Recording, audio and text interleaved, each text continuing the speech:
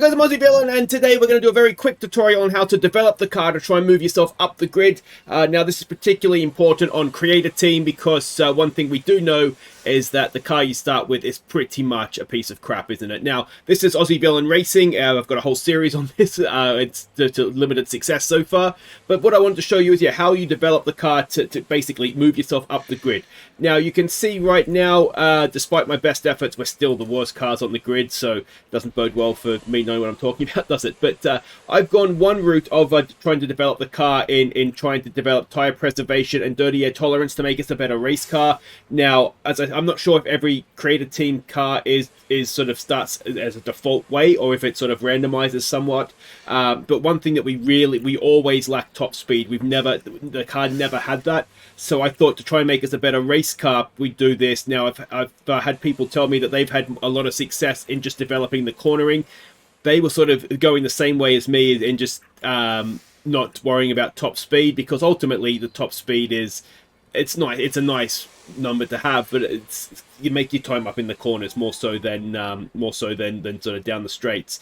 And you've got DRS if you're behind anyway, which helps you at top speed. So now one good thing about this version of the game is that it does tell you what you need to be able to improve that specific aspect of the car. So that's obviously a very good thing because it simplifies it a little bit, so you can see what you need to do to to improve. Yeah, medium and high speed corners are the corners that you come across most on a track. So that is probably a good place to start, but you also make up more time the slower the corner, the more time there is to make up, because the longer you spend in the corner.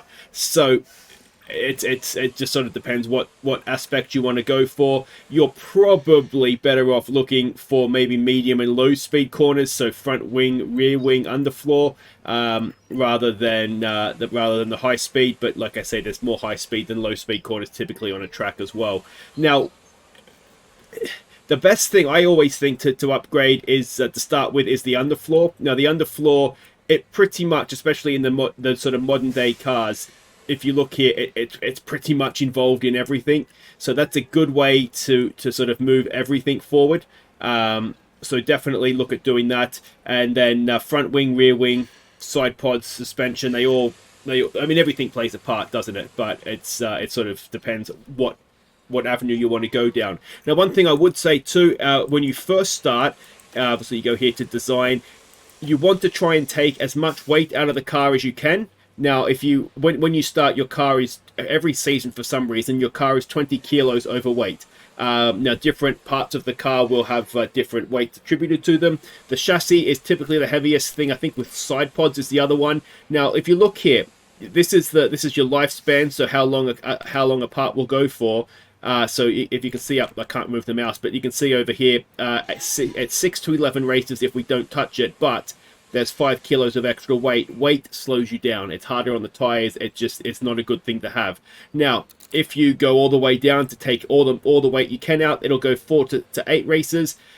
The payoff obviously is you are then having to pay more money to replace more parts. If they're not damaged in a crash, they're just wearing out and need to be replaced sooner anyway. The first season, what I've decided to do, because your cost cap is lower on Creator Team, is you can see I've taken most of the weight out, but left a little bit in there just to get that little bit of extra durability or lifespan out of the chassis.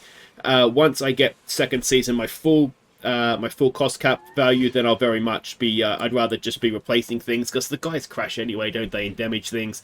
So I just think you're better off just taking it on the chin and just making sure that you're constantly replenishing with the spares. And if you're upgrading stuff anyway, every 8 races you're probably looking to get a new chassis, an updated chassis in anyway. So yeah, that's sort of my own personal thing. Now, one thing here you can see on the slide bars, and this is the chassis, it's the same for every part, just obviously it affects different parts of the car. What I would always think to do is, you don't want to, I don't think anyway, personally, you never want to make it something worse, even if you're trying to strengthen another part of the car. So if we're looking to improve the high-speed cornering, so that's going to be middle airflow, I think. Yes, excellent. I do know what I'm talking about a little bit.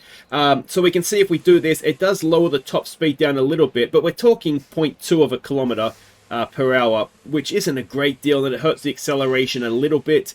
but it's a fairly big upgrade there on you know, on the cornering. Now, engine cooling will affect engine wear, so we could sort of maximize that as well. And it's starting to take a little bit of a toll on our top speed.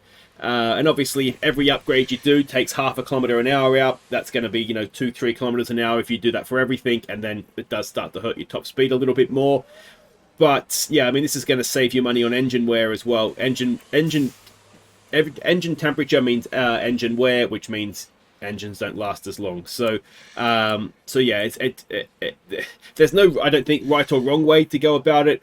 I mean, ultimately you want everything to be as good as it can be, but you do just want to try and move yourself up the grid. So I mean, one thing you can look at too is this can be a little bit misleading. Well, actually, there's another screen I'll show you where it has the average on the grid.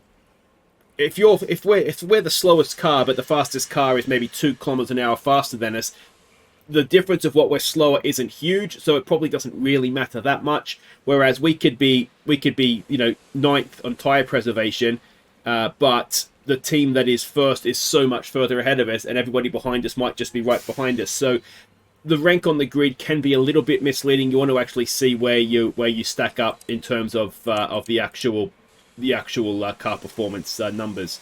So that's that. Yeah, just be careful with the lifespan. Wait out is good on one hand, but it means you have to replenish the parts more often. Make sure you got lots of spare parts. You probably wouldn't want to do it unless, because obviously there's a minimum or maximum, I should say, number of slots that you have to manufacture. So I've got a level 2 factory. I can do 3 things at once. So I've got a level 2 factory, I can do 3 things at once. You'd probably want at least a level 3, so of the six components, you can always be manufacturing at least 4 of them. That way, otherwise you have to be super on top of things. If you have a bit of an accident where the cars are basically a write-off, you can find yourself a little bit short on parts as well. So to have a look, I've said about the average on the grid. If you go to car analysis here, then it'll show you where you are and where the average car on the grid is. So the average top speed is 320, ours is 318.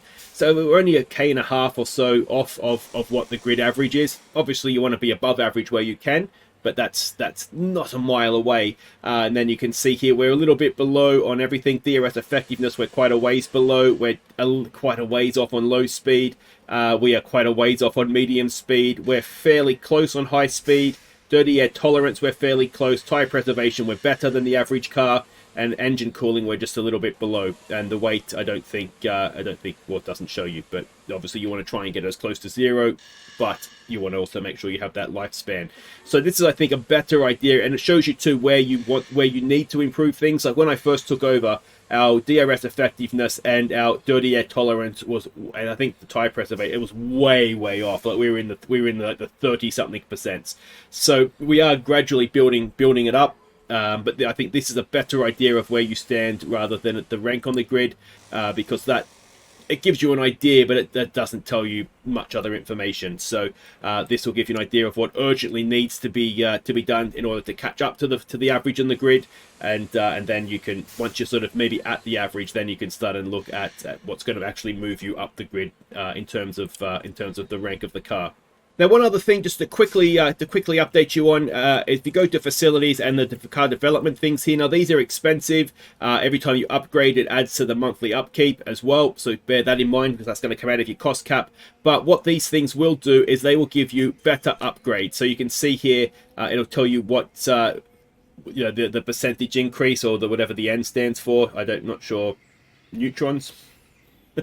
But it'll show you that that the facilities are going to be better to help the engineers develop better upgrades. So they're definitely worth doing, but just be aware that the monthly upkeep is not just the one-off cost of what's this going to be, 10 million. It's then the monthly upkeep will go up as well. Did it tell you what it's going to go up to there? It didn't really say, did it? But that's going to go up, and that's all going to, the actual 10 million won't come out of your cost cap, but the cost of running the facility will. So definitely, you do want to do all these things. Possibly not first season in a creator team, because your cost cap is, if you don't know, it's like 70 million reduced because of the cost of a new car.